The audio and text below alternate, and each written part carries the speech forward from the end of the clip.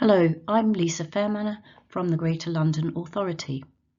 I'm going to talk you through today the slides for the consultation on Towards a New London Plan. These are the slides that will be used at our engagement events. Our online engagement events will be held on the 29th of May between 5 and 6 p.m. and the 6th of June between 12 and 1 p.m. To register to join these events, please email towards a new London plan, all one word, at london.gov.uk. Those details can be found on our website.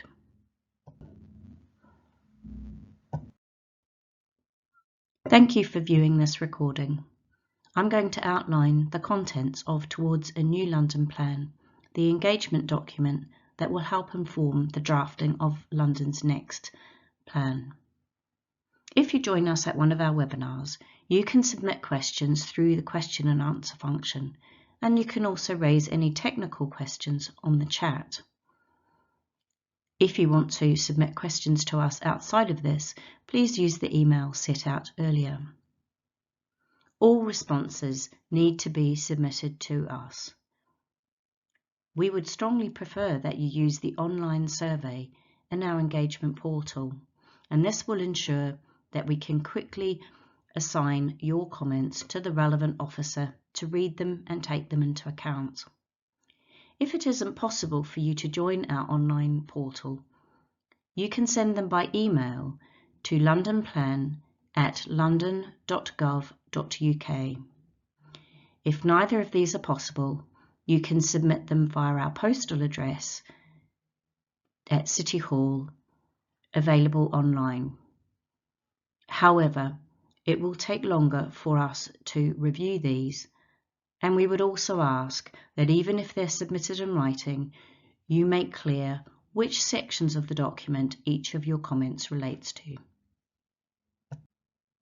Preparation of the London Plan is already underway. We undertook engagement between December 2021 and December 2023 through our Planning for London programme. We had broad conversations with many people about London's future. This consultation towards a new London plan opened on the 9th of May. It will close at midnight on the 22nd of June 2025. After this time, we will be reviewing all of the consultation responses, getting ready to publish a draft London plan next year, 2026. After this, the London Plan needs to be submitted to the Secretary of State, and it will go through a public examination process. This will be in 2027. We hope to adopt the final London Plan either in 2027 or early in 2028. It's important to note that the document at the moment is not a draft plan. It's a discussion document, and it sets out some key directions and choices we could make in the next London Plan. It's noted that not all of these choices will be possible, and not all of them reflect the Mayor's preferred approach. Some of these choices also reflect what we have been told already through our Planning for London programme. We note that London and the country at large is in a very challenging delivery environment. It's very difficult to bring forward development because of costs and other factors. For this reason, we have committed that the London Plan will not increase the overall burden on development at this stage. There may be phased requirements at a later date, perhaps when technologies improve or the delivery conditions improve, but at this stage, the overall burden on development will not increase. The document starts with the Mayor's forward. This sets out that we want to deliver a fairer, greener city that Londoners deserve. The forward highlights the dual priorities of the next London Plan. These are to deliver housing and to grow the economy. We note that progress has been made on housing, but it isn't enough, and it's not sufficient given the considerable impact of the housing crisis on people's lives, as a drag on the economy, and on public costs. The next London Plan will plan for 880,000 homes, and that reflects the government annual figure of 88,000 homes. It will provide us with 10 years' supply of housing. Underpinning this is the need to make the best use of land, and to do this we need to increase densities, and we need to increase housing rates in every part of London. This is an extraordinary challenge. The Mayor is committed to a brownfield first approach. However, this will not be enough, and Greenbelt will be needed as well.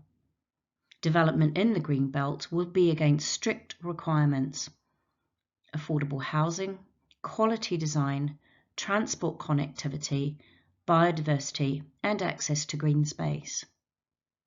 Overall, the London Plan also needs to become more streamlined and focused to speed up delivery and planning applications. The introduction to the document sets out what a London Plan is. It's very important to read this section. The London Plan has a legal role, and it's important to understand that when commenting. The introduction also sets out the time period which the London Plan will operate over, and notes that it will plan for 880,000 homes, which is 10 years' supply. It notes the viability constraints. It also notes that the consultation document does not include everything. There are some areas where we haven't identified significant changes to how the current London Plan works. You are welcome to comment on whatever you want to comment on. Therefore, just because something isn't included in towards a new London Plan, please do still comment on it. Even those aspects that are not included in the consultation document will be rewritten. The Mayor is preparing a new plan, and it will look different from the current plan, even if the policy approach stays the same. This is to ensure that the plan overall is streamlined and easier to implement. The introduction notes that there are difficult choices, and it sets out that some feedback has been received from industry and from other stakeholders. As noted before, these don't necessarily reflect the views of the Mayor. The introduction also sets out important legal and procedural requirements for preparing a new London Plan. The current London Plan is underpinned by 6 good growth objectives. This is noted in the next section of the plan. While we don't propose significant changes to these, this is an opportunity for you to give us your views. Are these broadly the right approaches, or should we reframe aspects of them, or all of them? The section also sets out the current key diagram we have in the London Plan, and this is the overall strategy for London. However, it provides an updated key diagram. It shows those things that have been delivered or are being built at the moment, things like the new Elizabeth line. It also highlights things that have not happened but were included on the key diagram, things like the Bakerloo line extension and the Docklands Light Railway extension. The first topic area to be covered is housing. Again, we note the plan for 880,000 homes and the enormous challenge that this is. It notes the historic delivery of London, noting that this is greater than at any other time in London's past. It notes that the London Plan is required to set borough housing targets, for each of the 34 planning authorities across London. It notes that this will be done on brownfield first, that is within the existing urban extent of London. However, this does not mean that all of these sites need to be built out before we look elsewhere. It means that we will see how much housing can be delivered within London's urban extent, including through changing policies to increase supply. But whatever shortfall there is will need to be provided on Greenbelt. In terms of brownfield sites, there are a number of ways we're going to identify those homes. We have run a call for sites through the Land for London programme, and this has identified over 700 sites we are currently looking at in detail. London also has 47 opportunity areas, key areas for housing delivery and economic growth. London's Central Activity Zone is the central area of London and the key economic cluster. It covers parts of 7 authorities in London. Although this is an economic area, housing does also come forward in the Central Activity Zone. Housing also comes forward in our many town centres and high streets, and this is a key source of housing, particularly because this is where many of our train stations and other public transport accessibility stations are found. Historically, industrial land has also been a source of new housing, and we need to think about this carefully for the future. And beyond all of these areas, across the whole of Greater London, there are wider urban and suburban areas that could be intensified. I noted before, we can't do this by brownfield alone, even with significant policy changes. At a national level, national planning policy has changed, and now Greenbelt land is required to be released to make up any shortfall in housing. And this includes a new concept of grey belt. We're currently undertaking a London-wide green belt assessment, and this will try and understand how London's green belt parcels are performing against national standards and policy. We will be looking to do large-scale urban extensions in the green belt. This is to make best use of public transport and to make best use of land. The more homes we can accommodate in those areas we do release, the less green belt we will have to release overall. We also note here metropolitan open land. These are regionally, strategically important locations, and they will continue to be protected in general. However, we do ask whether or not there are some parts of metropolitan open land that could be released for housing, because they are not accessible to the public and they don't have major benefits in terms of access to nature or in terms of biodiversity value. The document raises a number of other important housing matters. We've committed to reviewing the affordable housing thresholds. This is the point at which viability information is not required to be submitted with a planning application. We also want to make more of build to rent. This will bring a wider diversity into the housing sector. These are properties that are built specifically for the rental market rather than to buy. We look at the impact of student housing and whether there is the right balance in our community between this type of housing and other types of housing. We consider whether the London plan should be more specific about other types of housing, such as older persons housing. And we also set out how we could provide for gypsy travellers and travelling people pitches for those communities. I noted earlier that the economy is a dual priority with housing, and the next section moves on to discuss these aspects. Firstly, the Central Activity Zone. Do we maintain its focus on its unique economic functions and consolidate those, recognising their national and international importance, rather than looking for significant changes to housing? We note that central London is crossed by a number of protected viewing corridors.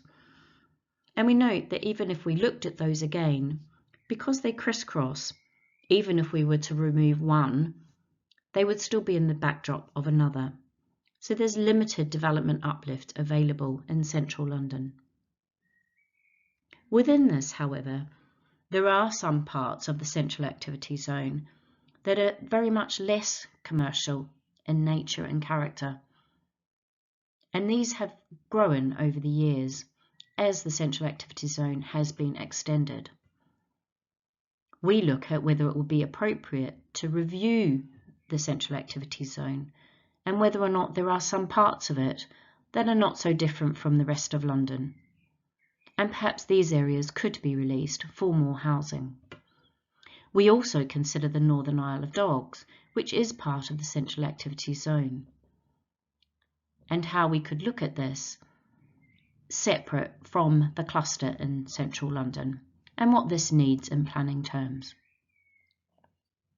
In the current London plan, there are a number of clusters of economic activity that aren't well recognised by our existing designations for the central activity zone, town centres and high streets, and industrial land. We ask whether we should revisit this and whether there should be a new designation that captures these other economic clusters, which are currently mostly in opportunity areas. We also look at our town centres and high streets, and we ask whether or not these should be acceptable for any type of commercial activity.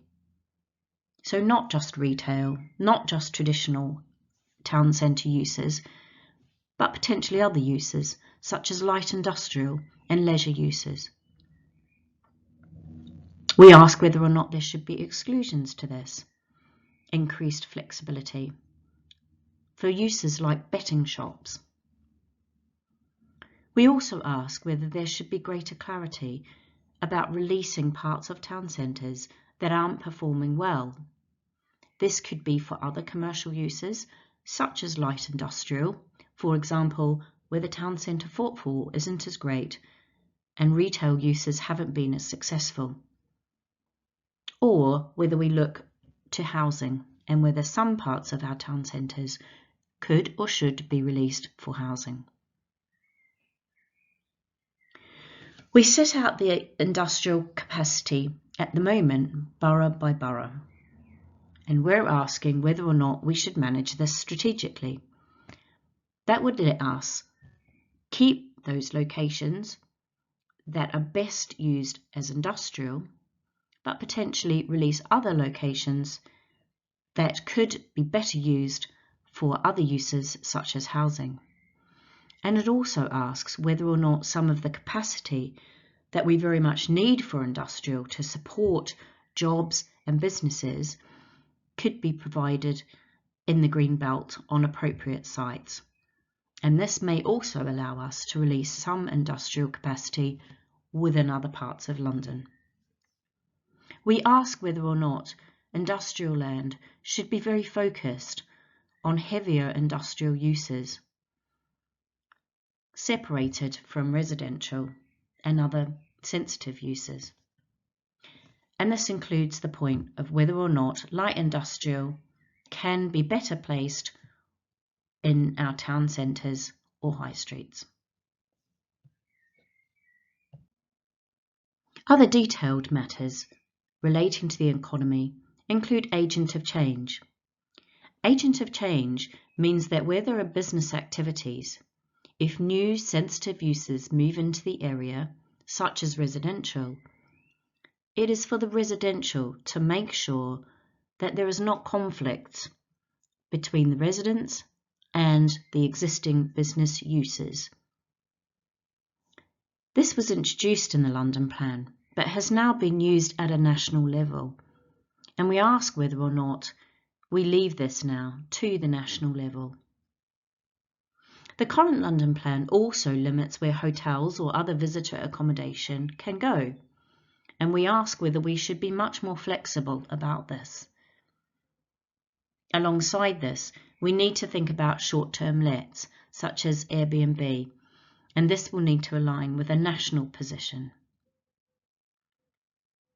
The current plan requires 5G capability for all new development. This again is now included at a national level, and we ask whether or not we should leave it to the national regime. Data centres are a considerable issue for London. We need data centres to store our information. However, they do have impacts, including their significant energy use.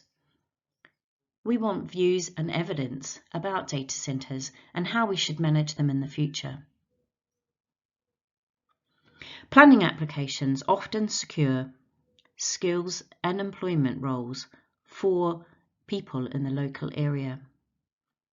However, at times, people may start their training in construction, but then when the construction's completed, they may not have finished their training. We ask whether London-wide skills brokering would mean that people training in the construction industry could be moved around different sites across London so they can finish their training. We also ask whether we should widen the types of affordable workspace, for example, hospitality industry or food and beverage, so that a wider range of businesses can secure affordable workspace. Moving on to how we grow and design London. The first point relates to building heights. I mentioned earlier about policy levers to bring forward much more development capacity and housing within the existing urban extent of London, within our brownfield sites.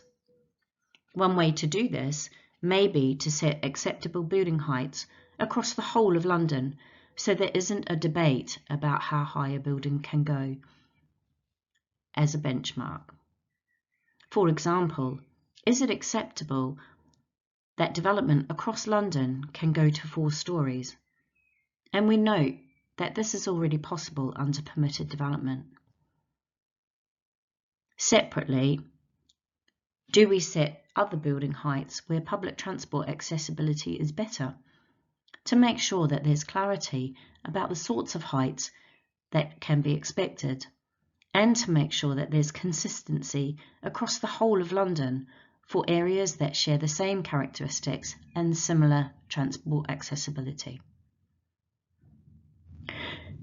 Do we provide a new London-wide design code for small site intensification, setting out the types of buildings and extensions that can bring forward more housing in our urban and suburban areas? Both Lewisham Council and Croydon Council have prepared this type of design code, and we can look to those as a model for our discussions. Currently, tall building locations are set out by individual boroughs. Should this now be in the London plan, recognising the strategic nature of tall building clusters and working together with the boroughs to set out these building heights and locations? A core theme across the whole of the document is the need for transport infrastructure to unlock densities. It's important to recognise that without increases in transport infrastructure, we simply will not achieve the housing that we need. And this is because homes that are in locations without good public transport are less efficient and are at lower densities. Therefore, if we don't put in the transport infrastructure, we simply do not get those homes, because it isn't possible to build at the densities we need to. Moving on to our heritage. Heritage is very well covered at a national level. Do we need to continue to include this in the London plan, with the exception of our views and our World Heritage sites, which are London-specific issues? We do ask the question as well whether there should be options to retrofit our heritage buildings and keep them fit for the future in a way that is sensitive to their heritage characteristics. The next section relates to designing the homes we need. Heat risk, ventilation, and overheating are very topical issues. For example, dual aspect. That means having windows at different parts of the building rather than all on one wall facing the same direction. There are now a lot of building regulations relating to these issues. Do we now leave this to the national regime? Or do we keep a different approach for London, recognising our built environment is often denser and different housing forms than much of the rest of the country? We also want to talk about homes for families. Most of the development that will be coming forward in the future will be flats rather than houses, so that we can build the homes and the housing that Londoners need. But how do we make that work? And how do we ensure that these homes are suitable for people through all their life stages, and that children and young people enjoy a high quality of life and great places to grow up in?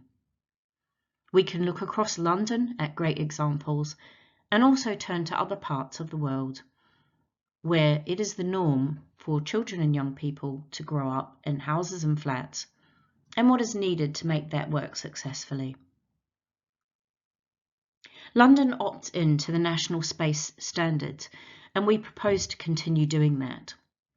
One element of that is the 10% wheelchair housing. But we need to think about how we make sure that the wheelchair housing works for those who need it. We also differ from national space standards in two respects. We require 20 centimetre higher headroom, and we also require outdoor amenity space, and this is usually provided as a balcony. We ask whether or not we should keep these additions or fall back on the national standards. We also ask about inclusive design. How do we do this? We've published a lot of material on child-friendly city, disabled Londoners and minoritised Londoners, and safety for women, girls and gender diverse people, and making them included in how we design spaces and places. How do we build on this in the next London plan? The next slide relates to infrastructure, climate change and resilience. The environmental policies in the current London plan were groundbreaking. But a lot of changes have been made since then, including nationally. An example is energy standards. Do we now leave this to the national regime? Or do we use new standards, for example from industry, that are coming forward? Or do we keep our current approach? Another area is heat networks. There is a lot of activity in this nationally. Do we now just use the national regime, with the exception of a new policy approach to make sure that where new sources of heat come forward, like transport infrastructure or data centres, we capture that heat and use it in heat networks to heat people's homes and businesses? Whole life carbon and circular economy were groundbreaking when they were adopted in the current London plan. But do we now add benchmarks to the current reporting so that everybody knows when a planning application has done enough? There is also an important decision that was made on Marks and Spencer's and Oxford Street, and we need to address the findings of that case. There is a lot of change as well in waste at a national level. Do we now leave this to the national level? Noting, of course, that the London plan does need to review and apportion the waste that needs to be processed across London's waste authorities. The current London plan assesses areas in terms of how deficient they are in open space so that that can be addressed. However, all of those assessments are based on a simple measure of distance. Do we revisit how we assess open spaces and their contribution to the local area? Do we include things like the quality of the open space or the level of population that puts pressure on that open space and uses it? When the government introduced changes to Greenbelt in December 2024 in its national policy, this had an unintended change to London's metropolitan open land as well, because the current plan advises that metropolitan open land should be assessed in part using national policy relating to Greenbelt. That means now that the policy at a national level relating to Greenbelt has been changed, it's ambiguous how this applies to the metropolitan open land. This needs to be fixed.